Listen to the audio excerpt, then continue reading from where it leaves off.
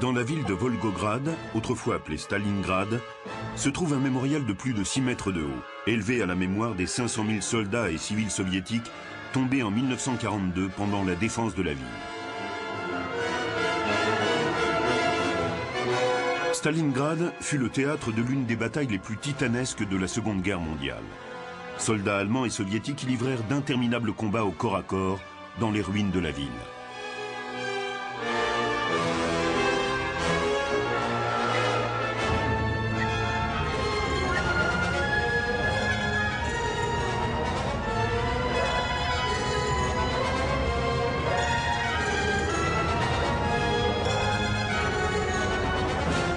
L'assaut et le siège de Stalingrad représentent une étape déterminante de la guerre sur le front de l'Est.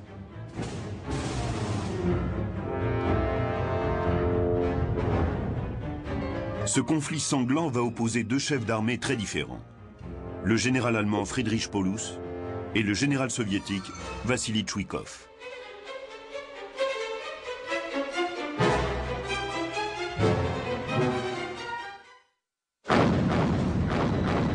En mai 1942, l'Allemagne est en guerre contre l'Union soviétique depuis bientôt un an. Et 70% des forces d'Hitler sont concentrées sur le front de l'Est.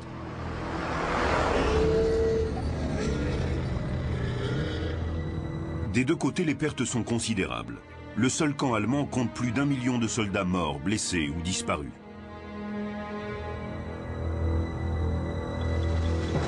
Mais les pertes de l'armée rouge sont bien les plus importantes. Pas moins de 3,5 millions d'hommes sont morts, ont été blessés ou faits prisonniers.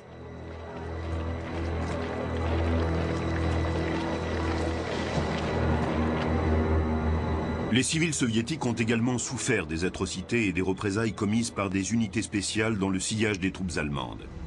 Des milliers de morts ou de victimes brutalisées par l'envahisseur. Furieux de ne pas être parvenu à s'emparer de Moscou à la fin de l'année 1941, Hitler maintient qu'en 1942, la Wehrmacht lancera un assaut décisif à l'Est.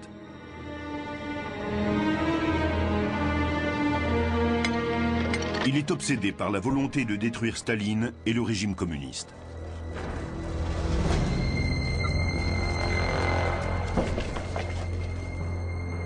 Le Führer est convaincu qu'au cours de la défense de Moscou, l'armée rouge a subi de grandes pertes, dont elle ne peut se relever.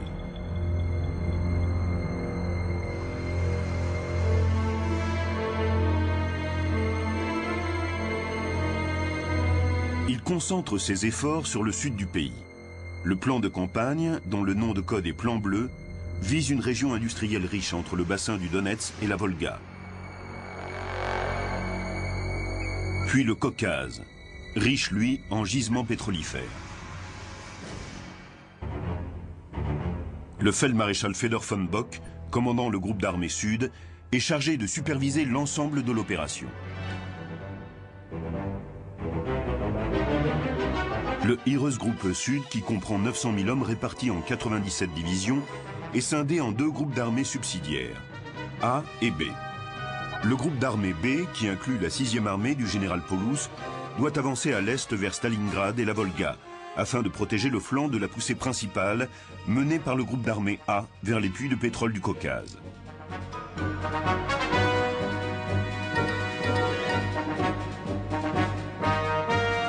Le groupe d'armée A ouvre l'offensive le 28 juin 1942. 10 jours plus tard, le groupe d'armée B attaque à son tour. Les deux offensives commencent bien, mais le gros des forces soviétiques se replie pour éviter d'être pris au piège.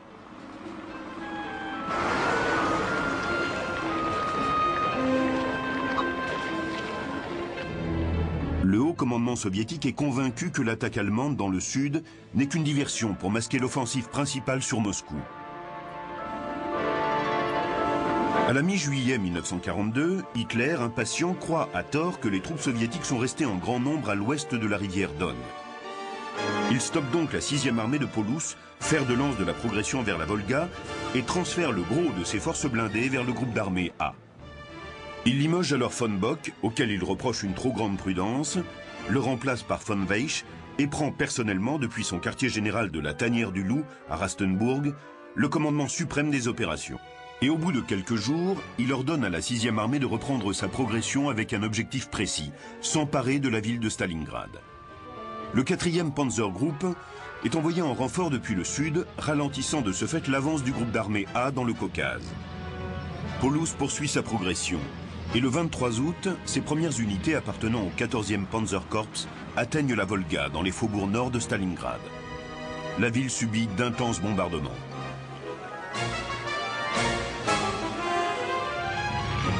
Le général allemand est confiant.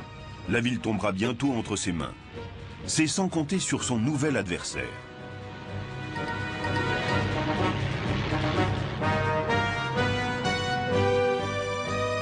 À la tête de la 62e armée, Vassili Tchoukov est chargé de défendre Stalingrad et de contrecarrer les plans de Paulus.